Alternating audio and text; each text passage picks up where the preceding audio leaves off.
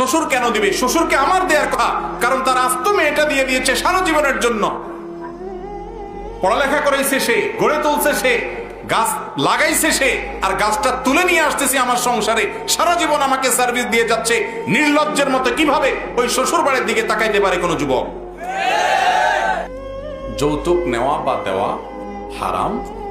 বিশেষ করে নেওয়া তো সর্বাবস্থায় হারাম। দেওয়াটা কোনো মেয়ের বাবা যদি বাধ্য হন, এছাড়া তার মেয়ের বিয়ে না হয়, তাহলে সেক্ষেত্রে তার জন্য নিরুপায় হয়ে তাকে কোনো অসভ্য সমাজ বাধ্য করেছে, কোনো অসভ্য ব্যক্তি পরিবার বাধ্য করেছে, সেজন্য বেচারা বাধ্য হয়ে তার মেয়ের বিয়ের জন্য যদি দেয়, তাহলে তার দেওয়াটা কি হবে না? হারাম হবে না। যারা যৌতুক নেন, মুরব্বীরা ছেলে বিয়ে করে যৌতুক নেন, চাচিরা ছেলেকে বিয়ে করায়া ছেলের শ্বশুরবাড়ি থেকে বিভিন্ন ভাবে আদায় করেন। সারা বাংলাদেশে আছে, আপনাদের এই অঞ্চলেও আছে না নাই? রমজানে ইফতারি দিতে হবে, বিশাল বড় আপনার স্তূপ করে ইফতারি নিয়ে যেতে হবে। মেয়ের বাপের কি আছে কি না আছে এসব দেখা দেখি নেই, ঠিক না ঠিক?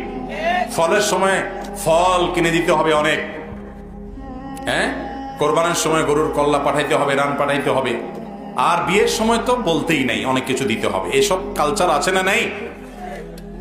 বিয়েতে যারা যৌতুকের সাথে জড়িত তাদেরকে কিভাবে বুঝাবেন? ছোট্ট একটা লজিক বলি আমি, খুব ছোট্ট, একেবারে সহজ সরল। সেটা হলো, যেই ছেলে কোনো মেয়েকে বিয়ে করে তুলে আনে, এই ছেলে ওই মেয়ের বাপের বাড়ি থেকে যে টাকা পয়সা নিবে, জিনিসপত্র নিবে, সুবিধা নিবে, এগুলো নেওয়ার তো একটা রিজন থাকতে হবে, কারণ থাকতে হবে। কেন নিবে? কিসের বিনিময়ে নিবে? মেয়ের বাপ বেচারা কি অপরাধ করেছে যে তাকে টাকা পয়সা দিতে হবে আপনাকে? যদি বলেন যে সে মেয়ে জন্ম দিয়ে অপরাধ করেছে, সেজন্য তাকে প্রায়শ্চিত্ত করতে হবে দিয়ে, তাহলে ভিন্ন কথা। একটা কথা সহজে বোঝার চেষ্টা করেন। আপনি যে মেয়েকে বিয়ে করছেন, এই মেয়েটা জন্মের পর থেকে বিয়ের উপযুক্ত হওয়া পর্যন্ত একে ভরণ পোষণ দিয়ে, খাওয়া দাওয়া দিয়ে, চিকিৎসা সেবা দিয়ে, শিক্ষা দিয়ে, সমস্ত কিছু দিয়ে গড়ে তুলেছে কে? কার বাবা? ওই মেয়ের বাবা, ঠিক না? তার পিছনে পড়ালেখা করায়া তাকে মানুষ করাইছে। সেই পড়ালেখা শেখার পর, আপনার সংসারে আসার পর, তার ওই পড়ালেখাটা কাজে লাগবে কোথায়? কথা বলেন, আপনার সংসারে না? সে পড়ালেখা করে আপনার বাচ্চাদেরকে পড়াবে, আপনার ভাই বোনদেরকে পড়াবে, আপনার হিসাব নিকাশ রাখবে, আপনার এখানে সার্ভিস দিবে। অথচ পড়ালেখা করেছে কে? তার বাপ। সে খাওয়া দাওয়া করে বড় হয়েছে, ভরণ পোষণ করে বড় হয়েছে, কিন্তু সার্ভিস দিবে কোথায়? আপনার সংসারে। উচিত তো ছিল ছেলে পক্ষ মেয়ের বাপকে যে বলা, শ্বশুর বাবাজি, মেয়েটাকে এত বড় করে দিয়েছেন, লক্ষ লক্ষ টাকা এর পিছনে খরচ করছেন, এর উপকার সব আমি ভোগ করতেছি।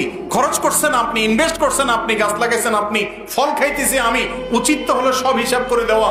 এ পর্যন্ত যতটা খরচ করছেন আনুমানিক একটা ফিগার দেন, এগুলো আস্তে আস্তে আমি দিয়ে শোধ করব। এটাই না যুক্তির কথা, ঠিক না ঠিক?